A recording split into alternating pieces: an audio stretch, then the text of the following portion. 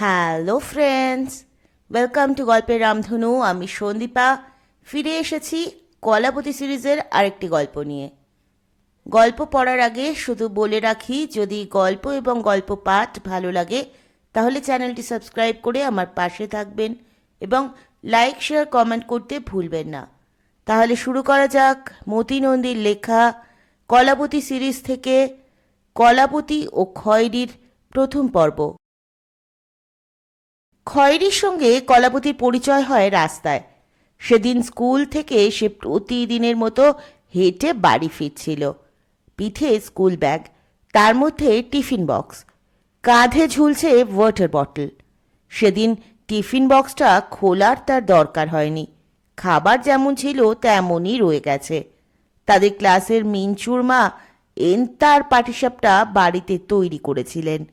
তারই অনেক পলিথিন ব্যাগে ভরে মিঞ্চু নিয়ে এসেছিল, তাই খেয়েই কলাবতীর টিফিন করা হয়ে যায়। দুপুরে টিফিনে পাউরুটি চিবোতে তার একদমই ভালো লাগে না।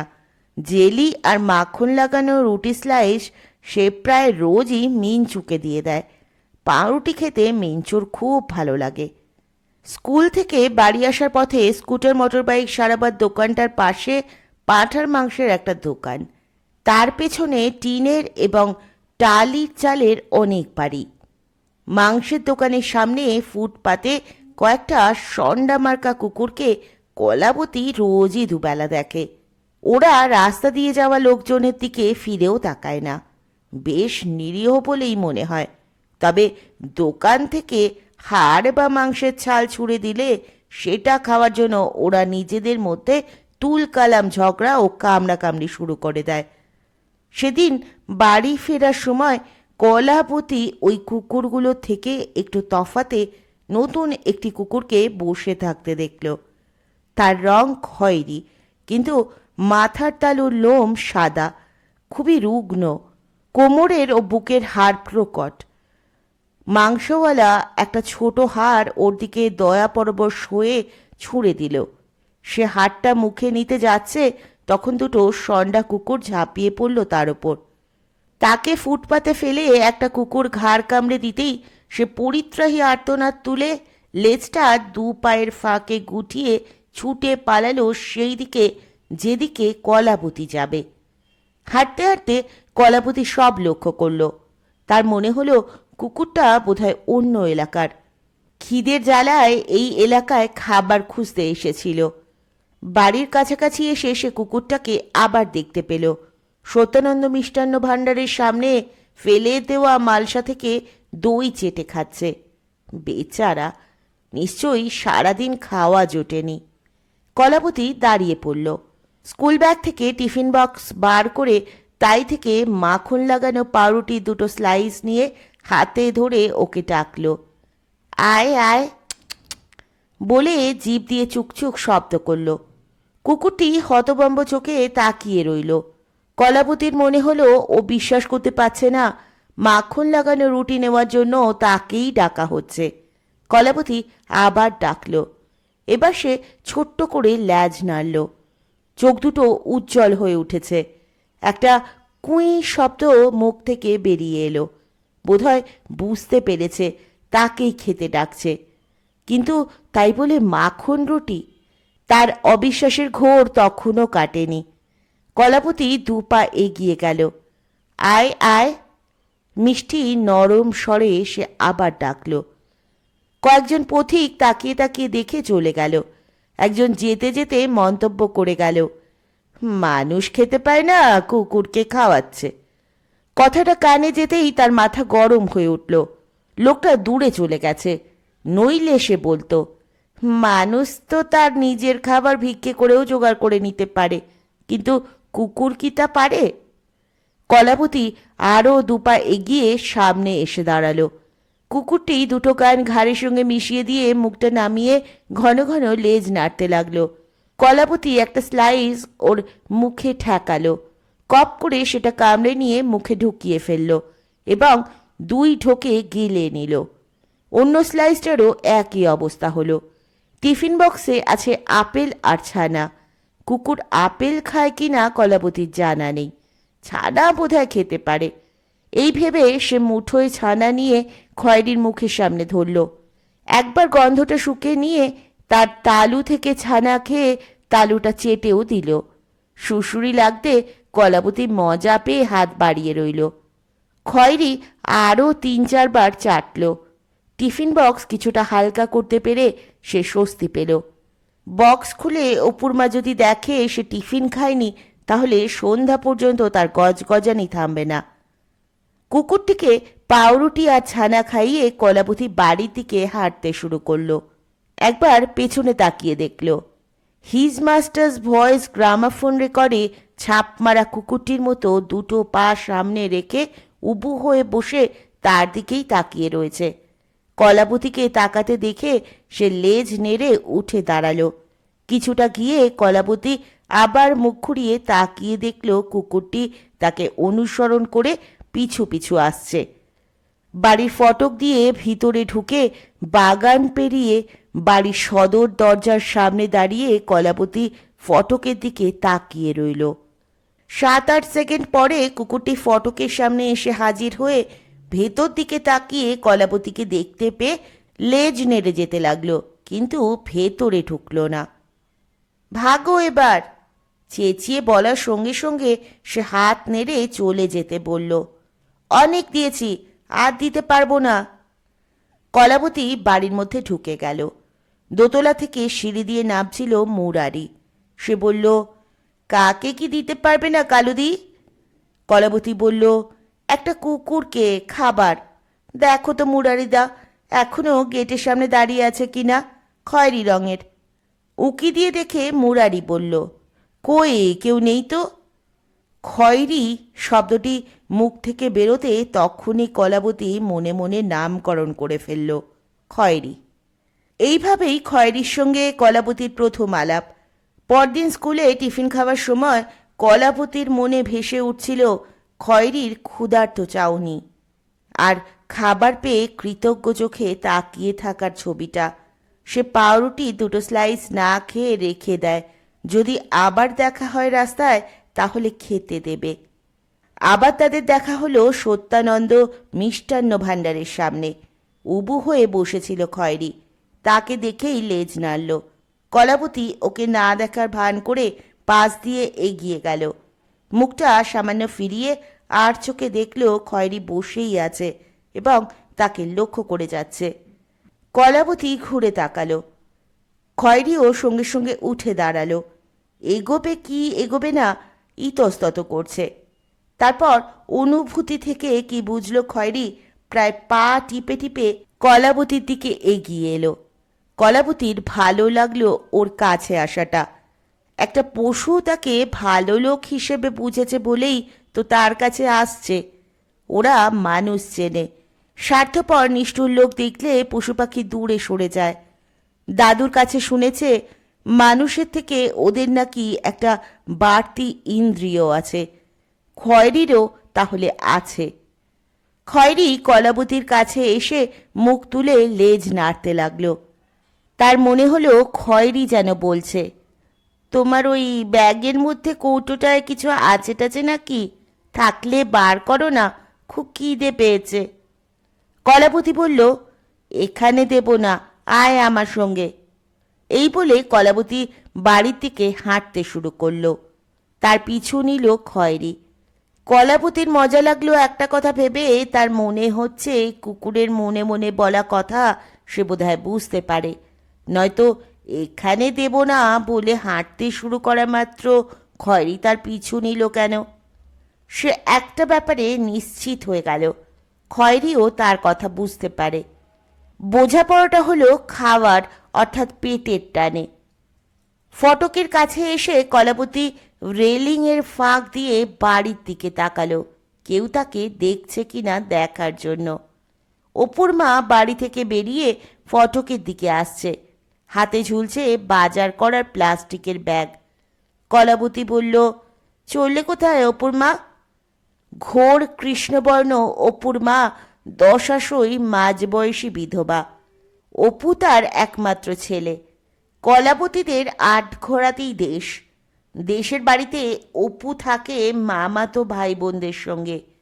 অপুর মার ভাগের পুকুর, সামান্য জমি জমা তারাই ভোগ করে। এই বাড়িতে সে যা মাইনে পায় সবই দেশে পাঠিয়ে দেয়। মাতৃহারা কলাবতীকে কোলে পিঠে না হোক যত্নে ও যতদূর সম্ভব শাসনে সে দেখাশোনা করে। রান্নাঘরটা অপুর মার নিজস্ব সাম্রাজ্য। অসম্ভব সুস্বাদু তার রান্নার হাত। প্রথম প্রথম মুরারি রান্নার বিষয়ে তাকে অযাচিত পরামর্শ দিতে গিয়ে এমন দাবরানি খেয়েছিল যে সঙ্গে সঙ্গে রাজশেখরের কাছে গিয়ে মৃদুস্বরে নালিশও করেছিল। কর্তা বাবা, আপনার দেশের এই মেয়েটার জিভ বড্ড খড় করে। বললুম ধোকায় অত লঙ্কা বাটা দিস না, তা কি বলল জানেন? এবাড়ির লোকের কার কেমন জিভের তার আমার জানা আছে। এই বলে আরও এক খাবলা লঙ্কা বাটা দিয়ে বলল, এটা ছোট বাবুর জন্য।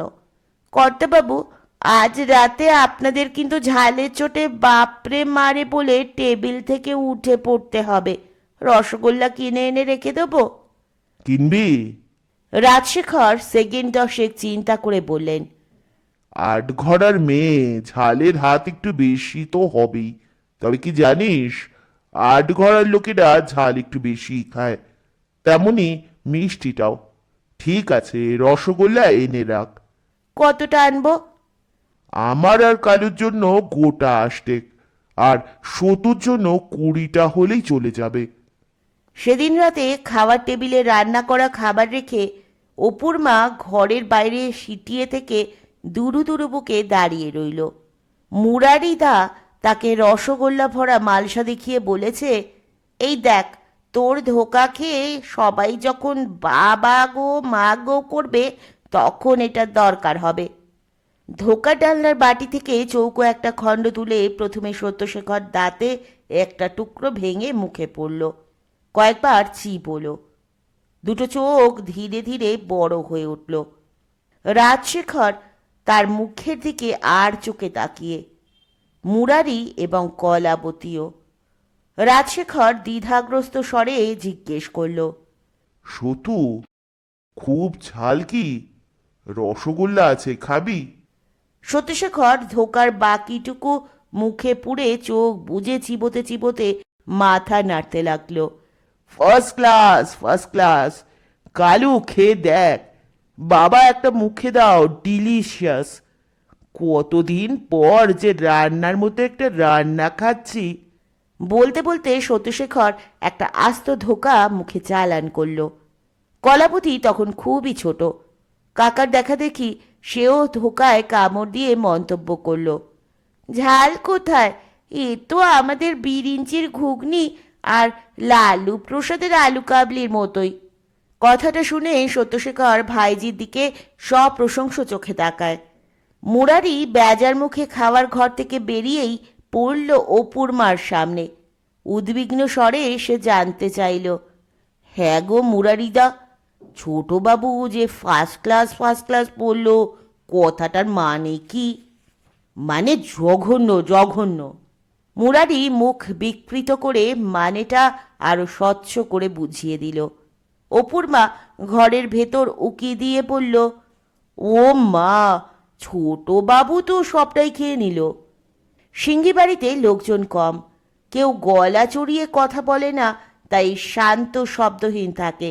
কিন্তু এরপর থেকে অপুর মার দাপুটে গলা 1 তলা থেকে 3 তলা পর্যন্ত মাঝে মাঝে পৌঁছতে লাগলো। এখানে অপুর মা সেদিন প্লাস্টিকের বাজার করার ব্যাগ হাতে বাড়ি থেকে বেরোবার সময় স্কুল ফেরত কলাবতীর মুখোমুখি হয়ে পড়ল। কলাবতী একবার পেছনে তাকিয়ে দেখে নিল খয়েরি কোথায়, তারপর বলল, অপুর মা, এমন সময় কোথায় যাচ্ছ?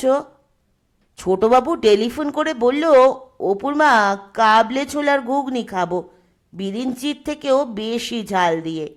ঘরে তো কাবলে ছোলা নেই। মুরারিদা যে কোথায় গেছে দুপুর থেকে, যাই আমি কিনে আনি। ও মা, এ কুকুরটা কোথা থেকে এলো? কলাবতীর পাশে এসে দাঁড়ানো খয়রিকে দেখে অপুর মা বলল। তার স্বরে প্রশ্রয়ের আভাস পেয়ে কলাবতী উৎসাহিত হয়ে বলল, দেখো না, কাল ওকে আমার টিফিনটা খাইয়েছি, আজও আমার পিছু নিয়েছে, আজও ওর চাই। টিফিনটা খাইয়েছো মানে? তুমি খাওনি? অপুর মার স্বরে ঝড়ের পূর্বাভাস পেয়ে কলাবতী ঢোক গিলে বলল, অত অত টিফিন দিলে কি সব খাওয়া যায়? একটু পড়েছিল সেটাই দিয়েছি। রোজ রোজ পাউরুটি মাখন কি ভালো লাগে? কাল বরং ঘুগনি দিও। তা দেব, এখন এটাকে কি খেতে দেবে? কিচ্ছু না, এই ভাগ ভাগ। কলাবতী ফুটপাতে ক্রুদ্ধভাবে পা ঠুকে এগিয়ে গেল খয়েরির দিকে। কয়েক পা পিছিয়ে গিয়ে খয়েরি দাঁড়িয়ে রইল, লেজটা নড়ছে। জেনে ফেলেছে কলাবতীর রাগটা নকল। ও এখন তোমাকে ছাড়বে নি। রান্নাঘরে বাসি রুটি আছে, তাই দুটো এনে দাও। এই বলে অপুর মা মুদির দোকানের উদ্দেশ্যে রওনা হয়ে গেল। অপুর মা একটু দূরে যেতেই কলাবতী আয় বলে ফটক পার হয়ে পাঁচিলের ধারে লুকিয়ে দাঁড়ালো। খয়েরি ফটকের সামনে এসে ভেতর দিকে তাকিয়ে কলাবতীকে দেখতে না পেয়ে মৃদুস্বরে ভুক ভুক শব্দ করে উবু হয়ে বসে পড়ল। মিনিট খানেক পরে কলাবতী উকি দিল। খয়েরি তাকে দেখতে পেয়ে ঘৌ করে ঢেকে উঠে দাঁড়িয়ে লেজ নাড়তে শুরু করলো। ভেতরে আয়। কলাবতীর ডাক শুনেও খয়েরি ইতস্তত করল। আয় আয়, ভয় কি, এই দেখ। কলাবতী স্কুল ব্যাগ থেকে টিফিন বক্সটা বার করে বাগানের চাপা গাছের তলায় ঘাসে বসল। মাথা নিচু করে পায়ে পায়ে খয়েরি এই প্রথম ফটক পার হলো। গুটি গুটি সে কলাবতীর সামনে এলো। মাখন লাগানো পাউরুটি খপ করে কামড়ে ধরে কোত কোত করে দুই ঢোকে পেটে চালান করে দিল। পরের পাউরুটির টুকরোটা কামড়ে ধরে ঘাসে উপুর হয়ে পা দুটো সামনে ছড়িয়ে টুকরোটা দুই থাবায় চেপে ধরে দাঁত দিয়ে ছিঁড়ে ছিঁড়ে চিবিয়ে খেল। জিভটা দুই ঠোঁটে চাটাচাটি করে খয়েরি আরও কিছু পাওয়ার আশা নিয়ে তাকিয়ে রইল। কলাবতী বাঁ হাতের বুড়ো আঙুল নাড়তে নাড়তে বলল, আর তো কিছু নেই, এবার কেটে পড়ো। তবে বাসি রুটি যদি খেতে চাও তো লক্ষ্মী মেয়ের মতো বসে থাকো, আমি এনে দিচ্ছি। তার আগে তুমি আমার আপেল খাওয়া দেখো। টিফিন বক্সে ছিল 4 টুকরো করে কেটে রাখা একটা আপেল। এই ফলটি খেতে একদমই তার ভালো লাগে না, কিন্তু দাদুর নির্দেশ, আপেল মাস্ট, দারুণ ভিটামিন আছে। কলাবতী আমতা আমতা করে বলেছিল, বড়দি বলেছেন ডাঁশা পেয়ারায় আপেলের থেকেও ভিটামিন বেশি আছে। বড়দি অর্থাৎ আটঘরার সিংহীদের বংশ পরম্পরা প্রতিদ্বন্দ্বী এবং এখনও। পাশের গ্রাম বগদিঘির জমিদার হরিশঙ্কর মুখুজ্জের একমাত্র মেয়ে মলয়া, যে ডক্টরেট করতে অক্সফোর্ডে যায়। তখন সত্যশেখরও ব্যারিস্টার হতে লন্ডনে ছিল। সে ডক্টর হয়ে ফিরে কোনো বিশ্ববিদ্যালয় বা সরকারি কলেজে অধ্যাপনা না করে কাকুরগাছি উচ্চ বালিকা বিদ্যালয়ে হেড মিস্ট্রেসের চাকরি নেয়। মাতৃহীনা কলাবতীকে অবিবাহিতা মলয় রাজশেখরের কাছ থেকে চেয়ে নিয়ে নিজে স্কুলে ভর্তি করায়। কলাবতী সিংহকে হেডমিস্ট্রেস একটু বেশি স্নেহ করেন। শিক্ষিকা মহলে এমন একটা কথা চাউর হয়। কথাটা মলয়ার কানে পৌঁছতেই সে স্কুলে কলাবতীর যাবতীয় ব্যাপারে এত কড়া হয়ে যায় যে অ্যানুয়াল পরীক্ষার খাতা আনিয়ে নিজে স্কুটিনি করে প্রতি সাবজেক্টে 5 নম্বর কমিয়ে দিয়েছিল। গত বছর মলয়া স্কুলের 82টি মেয়ে মাধ্যমিক পরীক্ষা দেয়। 80 জন ফার্স্ট ডিভিশন, একজনও ফেল হয়নি। 50টি স্টার পাওয়া স্কুলের বর্দির রংচটা অ্যাম্বাসেডর মোটরটা যখন কাঁকুরগাছির মোড়ের আইল্যান্ডটা ঘুরে, তখন ট্রাফিক হোমগার্ডও গাড়িটাকে স্যালুট ঠুকে দেয়। এহেন বর্দি বলেছে আপেলের থেকে পেয়ারায় ভিটামিন বেশি আছে। রাজশেখর কথাটার প্রতিবাদ না করে দোতলায় লাইব্রেরিতে চলে যান। খাদ্যের গুণাগুণ সম্পর্কিত গোটা দুয়েক বই খুলে পড়ে কলাবতীকে জানান, হরির মেয়েটা এত সব জানলো কি করে বলতো? ওদের তো মুখ্যর বংশ। রাজশেখর দুচোখে হরিশঙ্করকে দেখতে পারেন না বটে, কিন্তু মলয়া বা মলুকে স্নেহ করেন নিজের মেয়ের মতো। কলাপতি আপেলের একটা টুকরোয় কামড় দিয়ে মুখ বিকৃত করলো। টক। মুখ থেকে টুকরোটা বার করে ঘাসে ছুঁড়ে ফেলতেই খয়েরি এগিয়ে গিয়ে সেটা মুখে পুরে চিবিয়ে খেয়ে নিল। কলাপতি তো অবাক। কুকুর মাংসাশী প্রাণী বলেই সে জানে, এরা যে নিরামিষভোজীও সেটা এবার জানল। আপেলের বাকি টুকরোগুলোও সে ছুঁড়ে ছুঁড়ে দিল। খয়েরি চিবিয়ে চিবিয়ে খেয়ে নিল। দোতলায় গাড়ি বারান্দায় দাঁড়িয়ে রাজশেখর যে অনেকক্ষণ ধরেই তাদের লক্ষ্য করে যাচ্ছিলেন, কলাবতী সেটা দেখেনি। কালু, ওকে কোথায় পেলে? রাজশেখরের গম্ভীর গলার প্রশ্নে কলাবতীর বুক দূর দূর করে উঠল। নিশ্চয়ই বকুনি দেবেন। আমার সঙ্গে সঙ্গে এলো দাদু, ওর খুব খিদে পেয়েছিল তাই খেতে দিলুম। এই এবার ভাগ। কলাবতী হাত তুলল। খয়েরি এক পা পিছিয়ে গিয়ে আর চোখে কলাবতীর দিকে দুবার তাকিয়ে ধীরে ধীরে ফটক দিয়ে বেরিয়ে গেল। কলাবতী দোতলায় উঠে আসতেই রাজশেখর বললেন, এ বাড়িতে এই দ্বিতীয়বার কুকুর ঢুকলো। তোর জন্মের আগে শতুর একটা অ্যালসেশিয়ান ছিল, হিটলার। নামের মতো মেজাজটাও ছিল হিটলারই। সারা রাত বাগানে ঘুরে বেড়াতো। একবার একটা চোরের পিঠ থেকে কামড়ে এক খাবলা মাংস ছিঁড়ে নিয়েছিল। দিনের বেলায় একতলার সিঁড়ির নিচে চেন দিয়ে বাঁধা থাকতো, তবু বাইরের লোক ঢুকতে ভয় পেত। শতু ছাড়া কাউকে গায়ে হাত দিতে দিত না। সে চোরটার দলের লোকেরা এই আমাদের পেছনেই মালোপাড়া বস্তিতে থাকে। প্রতিশোধ নিতে একদিন রাতে বিষ মাখা মাংস খাইয়ে হিটলারকে মেরে ফেলল। শতু 7 দিন কিছু মুখে দেয়নি, বিছানায় শুয়েছিল। তারপর থেকে বছর 25 এ বাড়িতে আর কুকুর পোষা হয়নি। হিটলারের এক বোন ছিল লিজা, এলিজাবেথ। তাকে নিয়েছিল মলয়া। এখন লিজার নাতনি আছে মুখুজ্জে বাড়িতে। কলাবতী বলল, হ্যাঁ দেখেছি, মঙ্গলা খুব ঠান্ডা স্বভাবের। ওকে আমার খুব ভালো লাগে, কিন্তু ওর দিদিমা না ঠাকুমা হিটলারের বোন ছিল এটা তো জানতাম না। একটু পরেই অপুর মা ফিরল। কালুদি, কুকুরটাকে রুটি দিয়েছ? দেখলুম ফটকের বাইরে পাঁচিল ঘেঁষে শুয়ে রয়েছে। বাপ্পা, কি মেঘ করেছে! পশ্চিমের আকাশটা মোষের মতো কালো হয়ে গেছে। সে কি? কলাবতী ছুটে বারান্দায় গিয়ে আকাশ দেখে এসে বলল, 5 মিনিট আগেও তো আকাশ পরিষ্কার ছিল। খুব ঝড় আসবে মনে হচ্ছে। জানলাগুলো বন্ধ করে দাও শিগগির। মুরারি, অপুর মা, কলাবতী তিনজনে মিলে গোটা 30 জানলা ও দরজা বন্ধ করতে না করতেই প্রবল ঝড় আছড়ে পড়ল বাড়িটার ওপর। মিনিট 10 খাওয়ার মাতামাতি চলার পরই নামল তোড়ে বৃষ্টি। মিনিট 20 পর হাওয়া আর বৃষ্টির দাপট কমে এলে কলাবতী ছাতা মাথায় গাড়ি বারান্দায় গিয়ে দাঁড়ালো। চাপা গাছের কচি ডালগুলো ভেঙে ছড়িয়ে পড়ে আছে। রাস্তার ওপারে ডেকোরেটরের দোকানের সাইনবোর্ড আর 2টো ল্যাম্পপোস্টে বাঁধা ওয়ানডে নকআউট ফুটবল প্রতিযোগিতার ফেস্টুন ঝুলে রয়েছে। একটা পুরনো টিনের চালা কোথা থেকে উড়ে এসে বাগানে পড়েছে।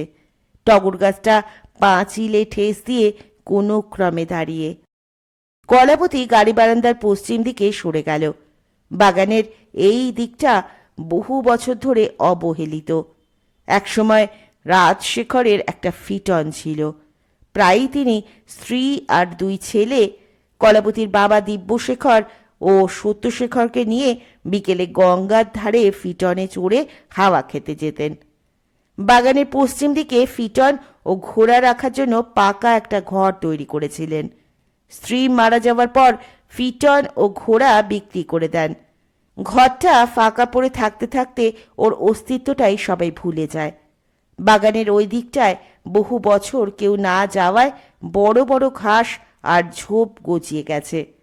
বাগানের পাঁচিল, ফিটনের ঘরটার পিছনের দেওয়াল আর দুধারের দেওয়ালে মাত্র 2টো জানলা। এখন তার কোনো পাল্লা নেই, গরাদও নেই। আছে শুধু জীর্ণ 2টো কাঠের ফ্রেম। ঘরের সামনের দিকে ছিল 2 পাল্লার চওড়া দরজা, যা দিয়ে ফিটনটা ঢুকতো ও বেরোতো। পাল্লা দুটোর একটা নেই। অন্যটার থেকে অর্ধেক কাঠ খসে পড়েছে। মেঝের সিমেন্ট ভেঙে চুরে ইট ও মাটি বেরিয়ে রয়েছে। আকাশে ঘোলাটে মেঘ, আলো খুবই কম। সন্ধ্যা নামার সময় এগিয়ে আসছে।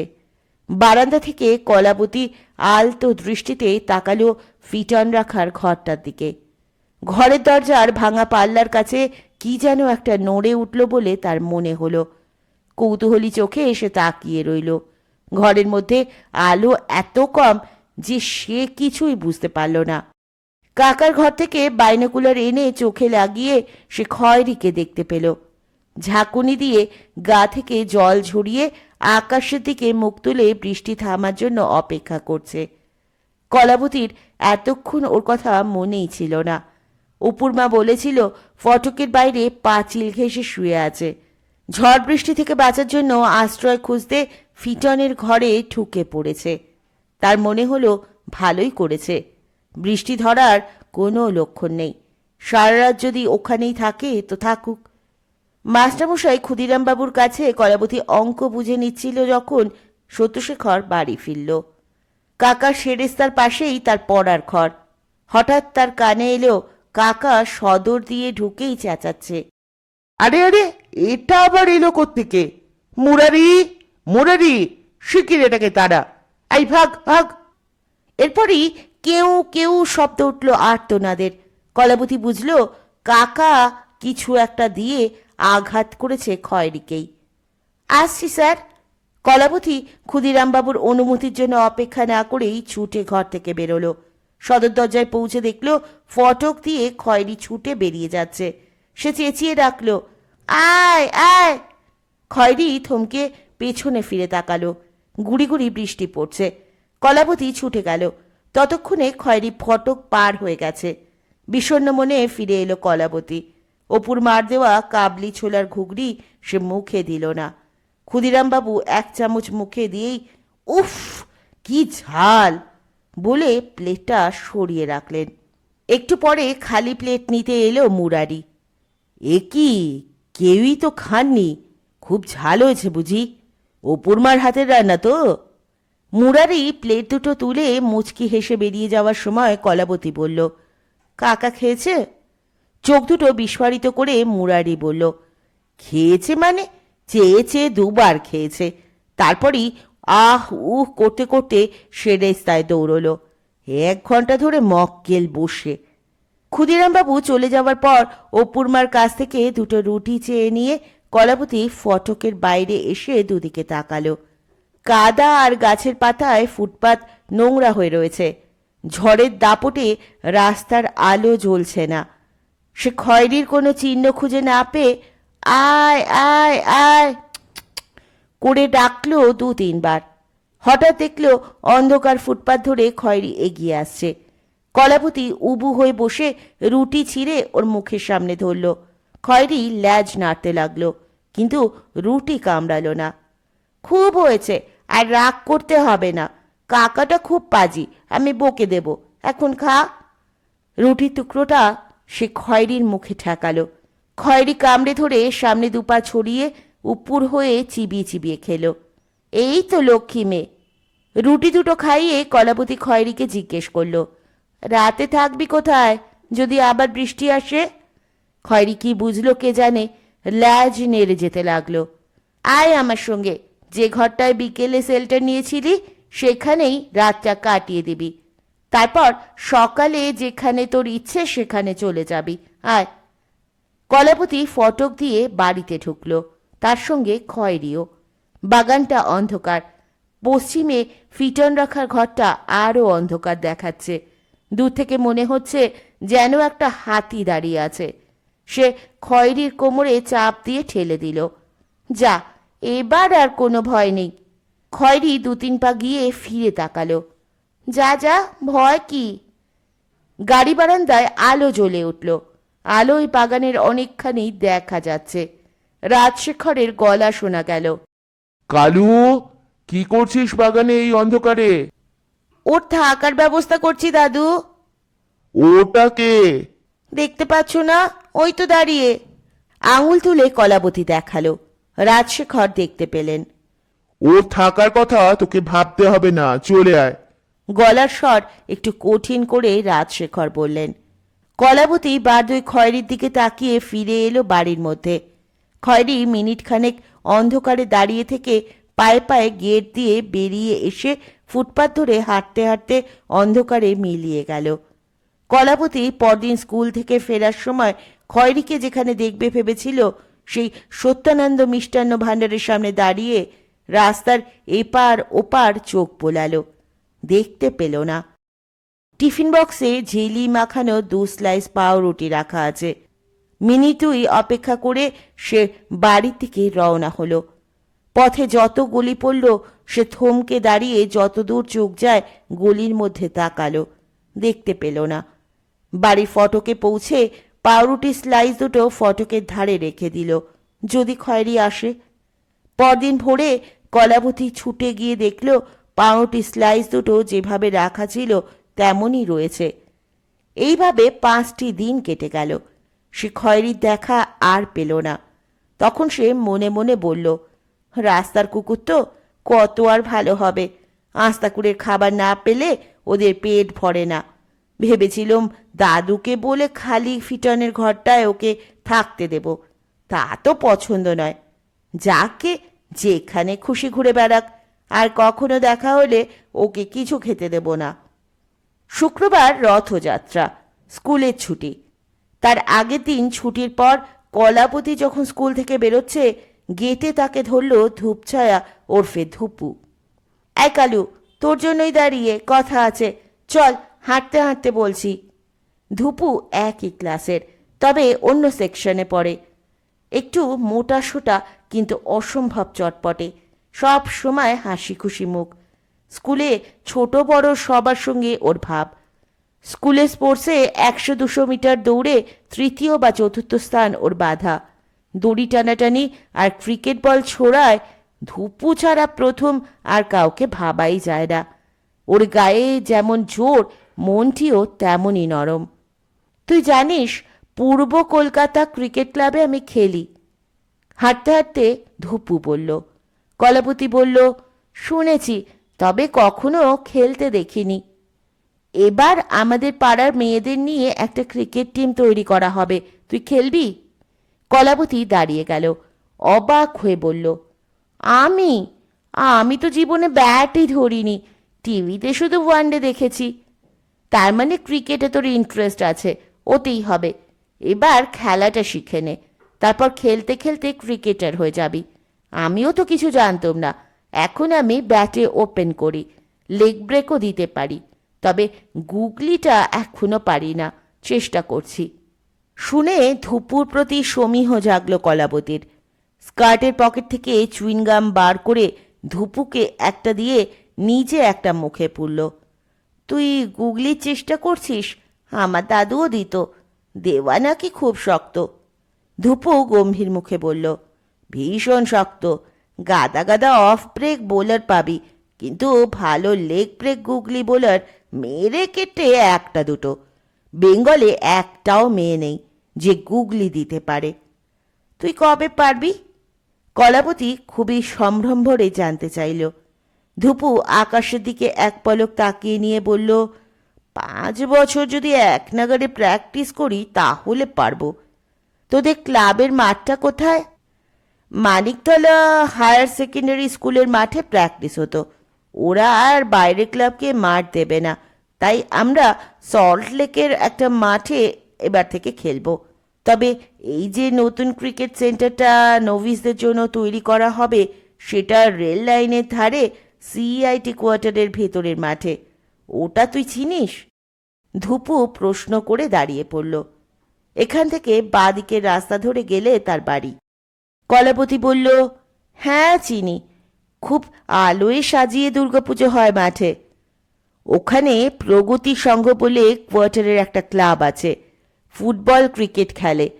ফণিদা ওদের সঙ্গে ব্যবস্থা করে মেয়েদের শেখাবার দায়িত্ব নিয়েছেন। আমাকে বলেছেন কিছু মেয়ে জোগাড় করে দিতে। স্কুলে অনেককে বললুম, কেউ রাজি নয়। কলাবতী জিজ্ঞেস করল, ফণিদাকে?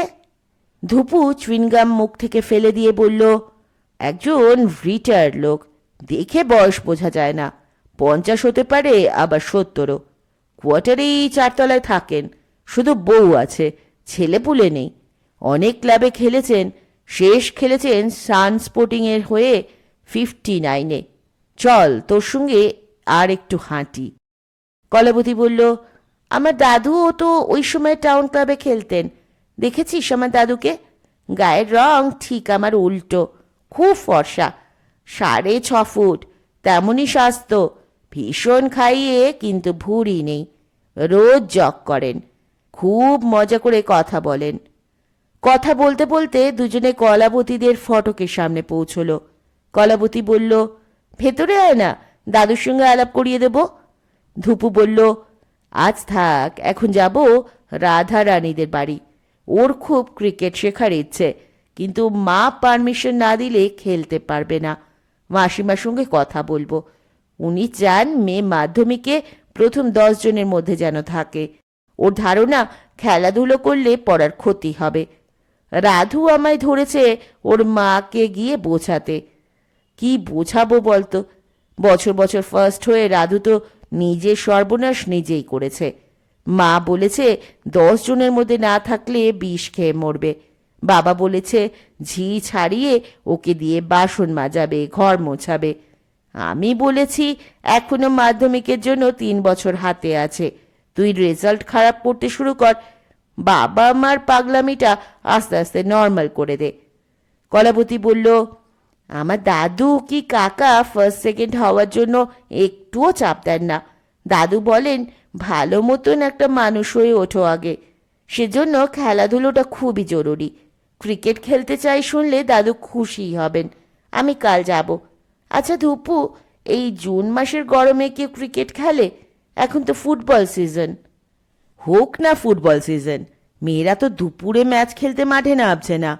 ফণিদা বলেছেন এখন শুধু সকালে 1 ঘন্টা ব্যাট বল নিয়ে নাড়াচাড়া করা, একটা ধারণা পাইয়ে দেওয়া, এজন্য ক্রিকেট সিজনের অপেক্ষায় থাকার দরকার নেই। সেদিন রাতে খাবার টেবিলে বসেই কলাবতী ঘোষণা করে দিল, দাদু কাকা, আমি কাল থেকে ক্রিকেট শিখব। সত্যশেখর ডিমের কালিয়ার বাটিতে তর্জনী ডুবিয়ে ঝোল চাখবার জন্য আঙুলটা মুখের দিকে নিয়ে যাচ্ছিল, থমকে গেল। কি বললি? ক্রিকেট? কেন, পৃথিবীতে কি আর খেলা নেই? স্নুকার আছে, বিলিয়ার্ডস আছে, রাইফেল শুটিং আছে, শেখার আরো কত রকমের খেলা রয়েছে, তা নয়? সত্যশেখর আঙুলটা মুখের মধ্যে ঢুকিয়ে চুষতে শুরু করলো। নিশ্চয়ই নিশ্চয়ই, আরো কত রকমের খেলা রয়েছে, ব্যাগাটেলি, লুডো, তাস, দাবা, ক্যারাম। রাজশেখর খুব সিরিয়াস ভঙ্গিতে বললেন, সতু, এগুলোতেও তো ছোটাছুটি করে ঘাম ঝরাবার দরকার হয় না, বেশ আরামেই খেলা যায়। রাজশেখর চোখ পিটপিট করে হাসি চেপে ছেলের দিকে তাকিয়ে রইলেন। সত্যশেখর কালিয়ার ঘ্রাণ নেওয়ার জন্য তাড়াতাড়ি মুখটা বাটির ওপর নামালো। কোথায় শিখবি? রাজশেখর জিজ্ঞেস করলেন কলাবতীকে। কলাবতী এরপর ধুপুর কাছে যা যা শুনেছে সবিস্তারে দাদুকে বলল। ফণিদাটাকে? সত্যশেখর জানতে চাইল। দাদু, তুমি বোধহয় চিনতে পারো, 1959-এ উনি সান স্পোর্টিংয়ে শেষবার খেলেছেন, তখন তো তুমি টাউন ক্লাবে। ফণি ঘোষ? রাজশেখর টেবিলে জোরে থাবড়া মেরে প্রায় চেঁচিয়ে উঠলেন। ফণিদা যদি সেই ফণি ঘোষ হয় তাহলে চিনি। বাপস, কি 6 হাঁকাতো! আবার 6টা বলে 6টা ওভার বাউন্ডারি মেরেছিল গ্রিয়ার মাঠে। এই রোগা লম্বা চেহারা। রাজশেখর ডান হাতে তর্জনীটা নাড়লেন। অদ্ভুত টাইমিং ছিল, আর ব্যাটের ঠিক শ্বাসে বল লেগে বুলেটের মতো যেত বাউন্ডারিতে। আর সেই 1 ওভারে 36 রান নেওয়ার খবর কি করে যেন তোর বর্দির বাবা হরিশঙ্করের কানে পৌঁছে যায়। কানে ঠিক নয়, চোখে পড়ে যায়। পরদিন সব কাগজে খবরটা বেরিয়েছিল। অবশ্য বেরোবার মতোই খবর। একটা ছোট ম্যাচে ব্র্যাডম্যান 22 বলে সেঞ্চুরি করেছিলেন, আর ফণি ঘোষ সেদিন 22 বলে 99 করে বোল্ড হয়। কে বোল্ড করলো? আর সিনহা। রাজশেখর নিষ্পৃহ স্বরে নামটা বলে মুখ নিচু করে রুটি ছিঁড়ে কালিয়ার বাটিতে ডোবালেন। তারপর হরিকাকা কি করলো? নিশ্চয়ই বাড়িতে কেতন লাগিয়ে দিল। সত্যশেখর দ্বিতীয় ডিম শেষ করে তৃতীয়টা হাতে নিয়ে জিভ দিয়ে ঠোঁট চাটল। না, কীর্তন বসায়নি। চারটের খবরের কাগজের কাটিং একটা ফ্রেমে বাঁধিয়ে আমাকে পাঠিয়ে দেয়, সঙ্গে এক বাক্স ভীমনাগের সন্দেশ। বাক্সের মধ্যে ছিল একটা চিরকুট, তাতে লেখা স্যার ডনের তরফ থেকে এই উপহার। উফ, কি সাংঘাতিক লোক এই মলয়ের বাবা হরিশঙ্কর মুখুজ্জে। সত্যশেখর দাঁতে দাঁত চেপে বলল, আমার সঙ্গে যখনই দেখা হয় খালি খাওয়ার কথা তোলে। সতু, ফুচকার ইনিংসে হাই স্কোর তোমার কত? সতু, আলুর চপের ম্যারাথনে তোমার বেস্ট টাইম কত? সতু, মিহিদানার পাওয়ার লিফটিং এ কত কেজি তুলেছ? যাগে হরির কথা। কালু, আমি তোর সঙ্গে সকালে গিয়ে দেখবো লোকটা সেই ফণি ঘোষ কিনা। কিন্তু তোর তো ক্রিকেটের ড্রেস নেই, ব্যাট প্যাড গ্লাভসও নেই, ওগুলো তো কিনতে হবে। রাজশেখর উদ্বিগ্ন চোখে তাকালেন কলাবতীর দিকে। কেন, আমার তো জিন্স আর টপ রয়েছে, তাই পরেই নেট প্র্যাকটিস চলে যাবে। যাবে না? কলাবতী যতটা হালকা সুরে বলল, ততটাই গম্ভীর স্বরে রাজশেখর বললেন, একদম নয়। ওয়ানডে ক্রিকেট দেখে দেখে তোর রুচিটা বদলে গেছে। ট্র্যাডিশনের সঙ্গে সম্পর্ক না থাকলে কখনোই সেটা ক্লাসিক হয়ে উঠতে পারে না। লাল নীল হলুদ ট্রাউজার, চক্রাবকরা জামা, সাদা বল নিয়ে ধুমধারাক্কা ব্যাট চালিয়ে কি ক্রিকেট খেলা হয়? পা থেকে গলা পর্যন্ত ধবধবে সাদা, সেটাই হলো ক্রিকেটারের পোশাক। হ্যাঁ, নেটেতেও এই পোশাকে প্র্যাকটিস করতে হয়। দাদু, ফণি ঘোষের 22 বলে 92টা কোন ধরনের ক্রিকেট ছিল? কলাবতী চোখ পিটপিট করে তাকিয়ে রইল। রাজশেখরের চোখ উজ্জ্বল হয়ে উঠল, সারা মুখে ছড়িয়ে পড়ল শান্ত হাসি। ক্লিন অ্যান্ড ক্লাসিক্যাল হিটিং, প্রত্যেকটা স্ট্রোকে ছিল ব্যাটিং এর গ্রামার। এখনো চোখের সামনে ভেসে ওঠে ফণি ঘোষের লম্বা রোগা শরীরটা এক পা বেরিয়ে এসে গুড লেংথ বলটা তুলে নিচ্ছে এক্সট্রা কভারের মাথার ওপর দিয়ে। মার খেয়েছি বটে, কিন্তু ওর ব্যাটিং দেখে সুখও পেয়েছি। পরদিন সকালে জগ করতে করতে দাদু আর নাতনি প্রগতি সংঘের মাঠে পৌঁছলো। মাটির 3 দিকে টানা বারান্দার 3টি 4তলা বাড়ি। বারান্দার সঙ্গে পাশাপাশি এক কামরার ফ্ল্যাট। ফ্ল্যাট আছে মোট 80টা। মাঠের আর একদিকে পাঁচিল ঘেরা, তারপরই রেল লাইন। কলাবতীদের বাড়ি থেকে মাঠটি প্রায় 1 কিলোমিটার দূরে। মাঠের একধারে একটা ছোট ঘর, তাতে ট্যাঙ্কে জল তোলার জন্য পাম্প আছে। তার পাশে কমিউনিটি হল। এটাই ক্লাব ঘর। নাটক হলে এখানেই হয় রিহার্সাল।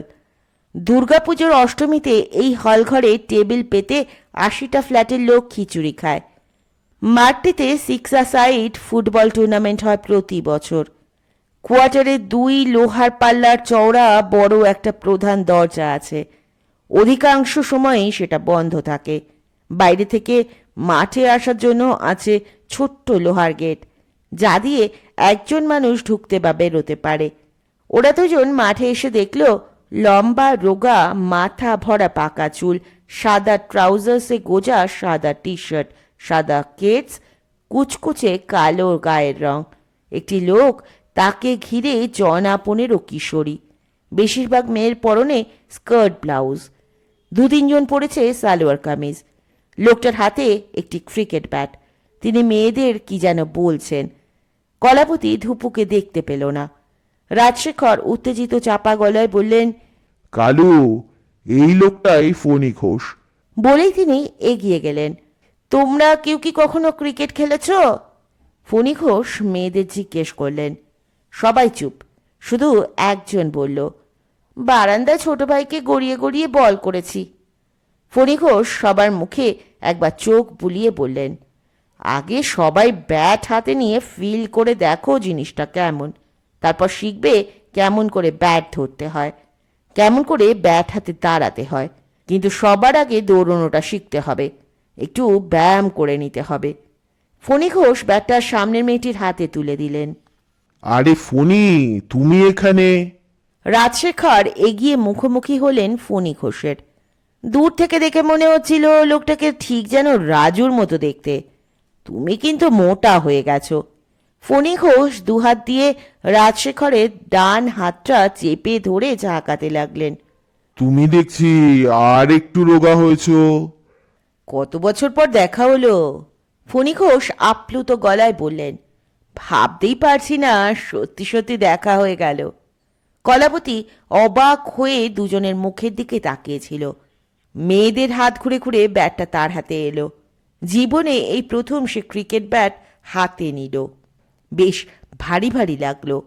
পুরনো ব্যাট, তাতে 2-3টে লাল ছোপ।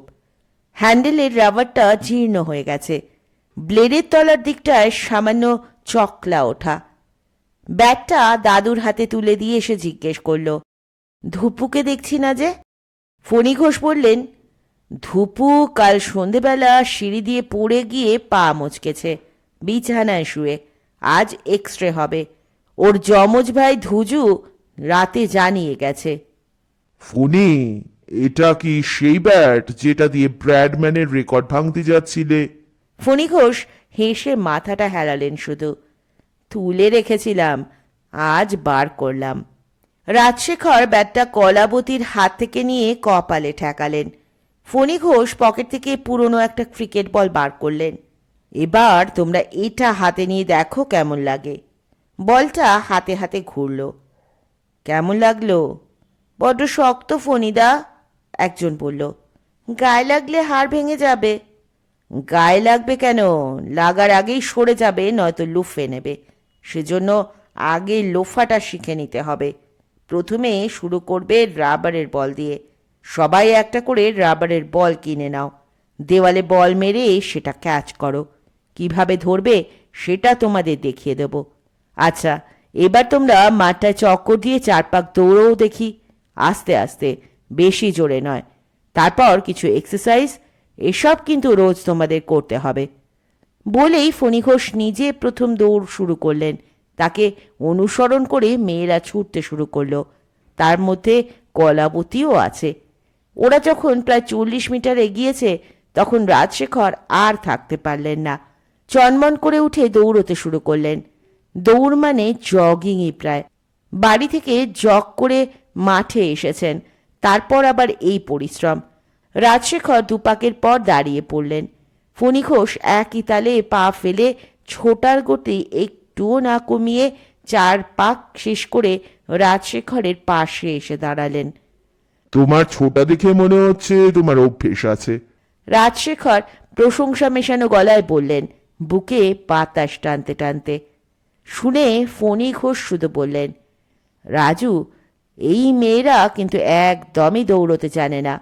দৌড়নোটা শেখার জিনিস, এমনকি হাঁটাও। প্রায়ই চোখে পড়ে লোকে কি বিশ্রীভাবে হাঁটছে। কেউ ঝুঁকে, কেউ বেঁকে, কেউ ডাইনে বায়ে দুলে দুলে, কেউ থপথপ করে। এজন্য 10-20 বছর পর হাড়ের রোগ হয়, সেটা কেউ ভেবে দেখে না। দৌড়নো কি হাঁটা, সে আবার শিখতে হবে নাকি? এই হচ্ছে মনোভাব।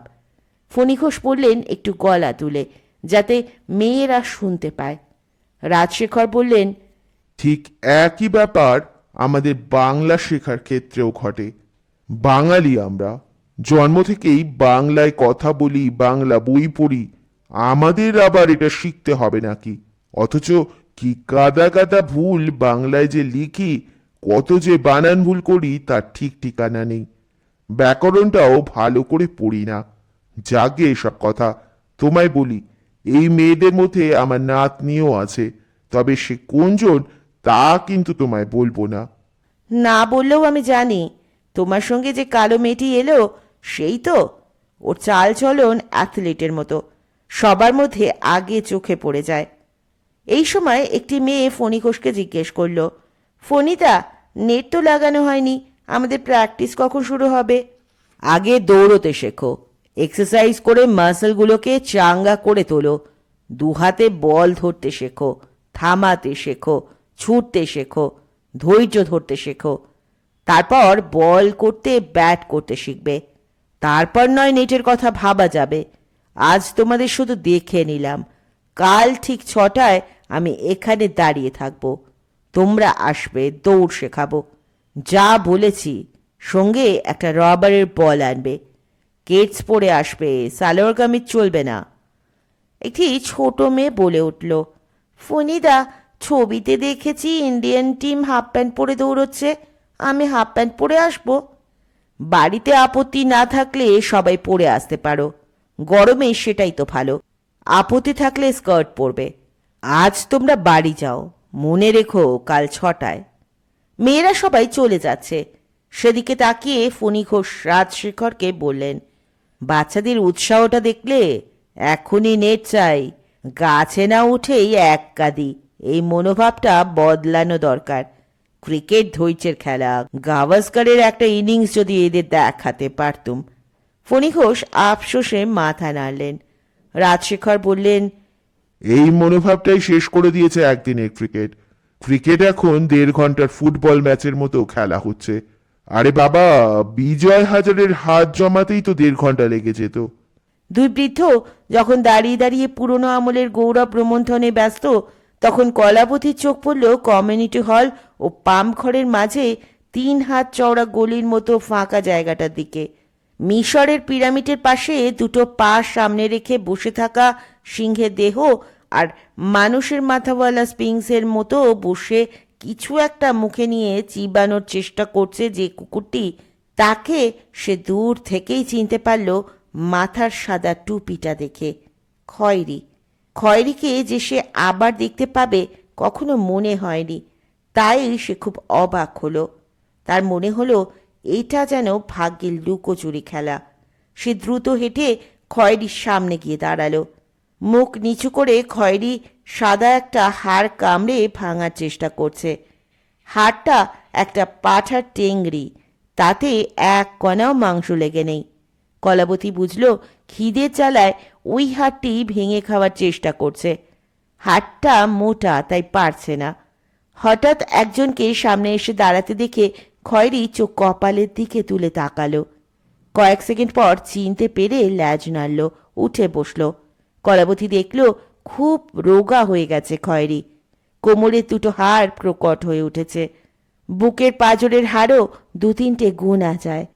খয়েরির সামনে উবু হয়ে হাঁটু ভেঙে বসল কলাবতী। ডান হাত ওর মাথায় রাখতেই আহ্লাদে কান দুটো ঘাড়ের সঙ্গে মিশিয়ে জোরে জোরে ল্যাজটা নাড়তে লাগলো। মুখ দিয়ে কুই কুই শব্দ বেরিয়ে এলো। তারপর সে মাথায় রাখা কলাবতীর হাত চাটার জন্য মুখটা এপাশ ওপাশ করতে লাগলো। খুব খিদে পেয়েছে? কলাবতী জানতে চাইল। আয় আমার সঙ্গে, বাড়িতে রুটি আছে, মাখন, জেলি, ডাল, ভাত, মাছ, দুধ সব আছে। খাবি তো? আমার সঙ্গে আয়। এই বলে সে হাঁটতে শুরু করলো দাদুকে লক্ষ্য করে। কয়েক পা গিয়ে সে ফিরে তাকিয়ে দেখল খয়েরি আসছে না। আয় আয় বলে সে কয়েকবার ডাকলো। খয়েরি ল্যাজ নাড়ল, কিন্তু এগিয়ে এলো না। কলাপতি দাদুর কাছে এসে বলল, 2 টাকা দাও তো। কি হবে টাকা? রাজশেখর বললেন, দাও না, দেখতেই পাবে। বায়না ধরা আধুরে গলায় কলাপতি বলল। রাজশেখর ট্রাউজারের পকেট থেকে কয়েকটা নোট বার করে তার থেকে একটা নোট নাতনির হাতে দিলেন। ছোঁ মেরে তুলে নিয়ে কলাপতি তীর বেগে কোয়ার্টার্সের গেট দিয়ে বেরিয়ে গেল। এখানে আসার সময় সে দেখেছে কোয়ার্টারের পাঁচিলে লাগোয়া একটা ছোট্ট স্টেশনারি দোকানের কাউন্টারে থাক দিয়ে পাউরুটি সাজানো। যাওয়ার মতোই তীর বেগে সে ফিরে এলো। খয়েরি আবার হাতটা নিয়ে কামড়াকামড়ি শুরু করেছে। থাক, ওটা আর খাওয়ার চেষ্টা করতে হবে না, এবার এটা খা। মোড়ক থেকে পাউরুটি বার করে আধখানা ভেঙে সে খয়েরির মুখের সামনে ধরল। সঙ্গে সঙ্গে সেটা পেটের মধ্যে চালান হয়ে গেল। বাকি আধখানারও একই হাল হলো। এরপর খয়েরি জুলজুল করে তাকিয়ে আছে দেখে কলাপতির মন কষ্টে ভরে গেল। বেচারা এখনো খিদে যায়নি। সে ভাবল আবার একটা পাউরুটি কিনে আনবে কি। তখনই রাজশেখর চেঁচিয়ে ডাকলেন, কালু, এবার বাড়ি চল। আয় আমার সঙ্গে, কিনে দেবো আর একটা। কলাবতী চাপা স্বরে বলল খয়েরিকে। খয়েরি বুঝতে পারল কলাবতীর মমতা ভরা কথার মানেটা। তাকে অনুসরণ করে সে রাজশেখরের কাছে এসে কলাবতীর পেছনে দাঁড়িয়ে রইল। আবার এসো রাজু। বাচ্চাদের সঙ্গে দৌড়লে ওরা উৎসাহ পাবে, সিরিয়াস হবে, তোমারও উপকার হবে। ফণী ঘোষ বললেন। উপকার মানে তো খিদে বাড়বে। রাজশেখর বললেন। আসবো, তবে রোজ আসতে পারবো না। ফণী ঘোষ কলাবতীকে বললেন, তুমি কিন্তু রোজ আসবে। বাড়িতে এমন এক দাদু থাকতে তোমাকে আমি আর কি ক্রিকেট শেখাবো। গোড়ার ব্যাপারগুলো ওর কাছেই শিখে নিও। কি গো রাজু, শেখাতে পারবে তো? রাজশেখর হাসলেন। চল কালু, বেলা বাড়ছে, মনে হচ্ছে বৃষ্টি হবে।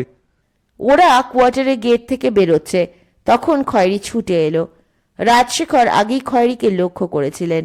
বললেন, সেই কুকুরটা মনে হচ্ছে, ওকে তো খাওয়ালি, এবার আর তোকে ছাড়বে না। ও তোকে বুঝে গেছে। কি বুঝে গেছে? কলাপতি জানতে চাইল। তুই ওকে ভালোবাসিস। জন্তু জানোয়ার পাখিরা মানুষ চেনে, কে ভালো কে দুষ্টু ওরা ঠিক বুঝতে পারে। রাজশেখরের মুখে হাসি ফুটে উঠল। তুই পাশ করে গেছিস। দাদুর কথায় কলাবতীর মন আনন্দে ভরে গেল। খয়েরি জানিয়ে দিয়েছে সে ভালো লোক। দাদু, ওকে আর একটা পাউরুটি কিনে দাও না। একটা খেয়ে ওর খিদে যায়নি। দেখছো কি রোগা হয়ে গেছে না খেতে পেয়ে। নাতনি চোখে মুখে দয়া, করুণা, মমতা উপচে উঠছে দেখে রাজশেখর মনে মনে অত্যন্ত প্রীত হলেন।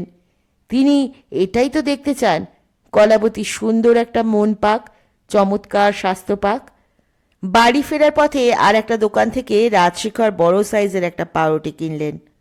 রাস্তায় নয়, বাড়ি গিয়ে ওকে খেতে দেব। ওকে বাড়ি নিয়ে যাব? অবিশ্বাসের সুর কলাবতীর প্রশ্নে গোপন রইল না। ওকে পুষতে তোর ইচ্ছা করছে? হ্যাঁ। কলাবতী মাথাটা হেলিয়ে কাঁধে ছুঁয়ে দাদুর হাত ধরল। ক্ষুধার্ত খয়েরি ওদের দুজনের সঙ্গে এবং পাউরুটির পিছু নিয়ে সিংহী বাড়ির ফটক পেরিয়ে ঢুকল। বাড়ির সদর দরজার সামনে পর্যন্ত এসে দাঁড়িয়ে পড়ল। বাড়ির মধ্যে ঢোকাসনি, গায়ে ভীষণ নোংরা, এখানেই খেতে দে। রাজশেখর মোড়কে মোড়া পাউরুটিটা কলাবতীর হাতে দিয়ে বললেন, সবটা খাইয়ে দিসনি? দাদু, ওকে চান করাবো। কলাবতী মোড়ক খুলে পাউরুটির খানিকটা ছিঁড়ে খয়েরির মুখের সামনে ধরে বলল, রাস্তার কুকুর, চান করার অভ্যেস তো নেই। গায়ে জল ঢাললেই ছুটে পালাবে। ধরে বেঁধে করাতে গেলে চেঁচামেচি করবে, কামড়ে দিতেও পারে। বাচ্চা কুকুর তো নয়। পাউরুটির আর একটা টুকরো ছিঁড়ে কলাবতী বলল, বড়দিন মঙ্গলার মতো একটা বকলেসা চেন কিনে দেবে দাদু? চেন দিয়ে বেঁধে রাখার মতো কুকুর তো এরা নয়। এরা ছাড়া থাকলেই ভালো থাকে। তবে একটা বকলেস পরালে লোকে জানবে ও বাড়ির পোষা কুকুর। আচ্ছা, কিনে দেব। এই বলে রাজশেখর বাড়ির মধ্যে ঢুকতে গিয়ে থেমে গেলেন। আর একটা রবারের বল। সত্যশেখর সকালে একবার সেরেস্তায় বসে কোর্টে বেরোনোর আগে। সেদিন যার মামলা পড়েছে এমন 2-3 জন মক্কেল তখন আসে। দোতলা থেকে নেমে সেরেস্তায় ঢোকার সময় খোলা সদর দরজার দিকে তার চোখ পড়ল। আরে কালু, ওটা আবার এসেছে, আর তুই ওকে খাওয়াচ্ছিস? আমি নয়, দাদু খাওয়াচ্ছে। দাদুই তো পাউরুটিটা কিনে ওকে ডেকে আনলো। কলাবতী জানে চুলে পাক ধরলেও কাকা এখনো ভয় পায় দাদুকে। সে তাই বর্মের মতো দাদুকে সামনে রেখে খয়েরিকে আড়াল করল। বাবা ডেকে আনলো? সত্যশেখর ভ্রু কুচকে সেরেস্তায় ঢুকে গেল। মুরারি বেরিয়ে এলো ঘর থেকে। কলাপতি তাকে দেখে জিজ্ঞেস করল, চললে কোথায় মুরারিদা? মুদির দোকানে, আজ রথযাত্রা। ছোটবাবু তেলে ভাজা খাবে, পাঁপড় আর বেসম কিনতে যাচ্ছি। মুরারির চোখ মুখ কুচকে গেল খয়েরিকে দেখে। রথের দিন প্রাণীকে খাওয়ালে পুণ্যি হয়, খাওয়াও, জগন্নাথ বাবা খুশি হবেন। শুধু আজ নয়, খয়েরির রোজ দুবেলা খাবে। ও এবার থেকে এখানেই থাকবে, আমি ওকে পুষব। হ্যাঁ? মুরারি প্রায় বজ্রাহতের মতো 7-8 সেকেন্ড তাকিয়ে রইল খয়েরির দিকে। এই চিমড়ে রাস্তার নেড়ি কুকুরটাকে পুষবে তুমি? মাথা খারাপ হয়েছে তোমার? কত ভালো ভালো লোমওয়ালা সুন্দর সুন্দর বিলেতি কুকুর থাকতে শেষে কিনা কথাবাবু জানে? জানে মানে? দাদুই তো ওকে নিয়ে এলো, খাইয়ে দাইয়ে মোটা করে দেব, দেখবে তখন বিলেতি কুকুরের থেকেও সুন্দর হয়ে যাবে, তাই না রে খয়েরি? কলাবতী ওর মাথায় হাত বুলিয়ে দিল। খয়েরি লেজ নাড়ল। ও বাবা, নামকরণও হয়ে গেছে খয়েরি। আকাশের দিকে তাকিয়ে মুরারি বলল, বৃষ্টি নামবে মনে হচ্ছে, যাই দোকানটা সেরে আসি। এখানে বস, জল এনে দিচ্ছি। খয়েরিকে বসতে বলে কলাবতী ভেতরে গেল। অপুর মা রান্নাঘরে। একটা বাটিতে জল দাও তো, খয়েরি খাবে। অপুর মা অবাক হয়ে বলল, খয়েরিকে? সেই কুকুরটা যাকে সেদিন তুমি গেটের কাছে দেখেছিলে। আবার এসেছে, জানতুম আসবে। ডেকে খাইয়েছ যখন, তখন রোজ আসবে। প্লাস্টিকের ওই মগটায় করে জল দাও। খয়েরি মোটেই হ্যাংলা নয়, ও তো আসতেই চাইছিল না, দাদুই তো ওকে সঙ্গে করে আনতে বলল। কর্তাবাবু বলেছেন? ভালোই হলো, বাগানটা ফাঁকা পড়ে থাকে, রেতে পাহারা দেবে। আটঘরায় আমাদের ময়নাপাড়ায় এই কুদো কুদো 5-6টা কুকুর আছে। দিনের বেলা ঘুমোয় আর রেতে জেগে ঘোরাঘুরি করে। চোর ভয়ে ও পাড়ার ধারে কাছে ঘেঁষে না, কিন্তু পাড়ার মানুষকে ঠিক চেনে, কিচ্ছু বলে না। কালু দিদি, তোমার মতো বয়সে আমার একটা সাদা কুকুর ছিল, নাম রেখেছিনু সাহেব। আমার হাতে ছাড়া কারোর হাতে ভাত খেত নি। হঠাৎ অপুর মার গলা ধরে এলো। বিয়ের পর শ্বশুরবাড়ি চলে গেনু। সাহেব আমাকে দেখতে না পেয়ে খাওয়া বন্ধ করে দিল। 3 দিন খায়নি। অপুর মা আঁচল দিয়ে চোখ মুছল। বুঝলে গো, বড্ড মায়া পড়ে যায়। তারপর ভাত টাত খেত। কলাবতীর স্বরে উৎকণ্ঠা ফুটে উঠল। খাবেনি কেন, তবে আগের মতো আর ছিল না। লাপানি ঝাঁপানি চিৎকার চেঁচামেচি কমে গেছিল। আমি বাপের বাড়ি এলে তখন সব সময় আমার কাছে কাছে থাকতো। বুড়ো হয়ে 2 দিনের অসুখে সাহেব মরে গেল। খবর পেয়ে আমি 2 দিন খেতে পারিনি। অপুর মা আবার চোখে আঁচল দিল। এবার তুমি আমার খয়েরিকে দেখো। দেখব। আজ এখানেই শেষ করছি কলাবতী ও খয়েরির প্রথম পর্ব। খুব তাড়াতাড়ি ফিরব 2য় পর্ব নিয়ে। ততক্ষণ পর্যন্ত সকলে ভালো থাকবেন, সুস্থ থাকবেন, পাশে থাকবেন। নমস্কার।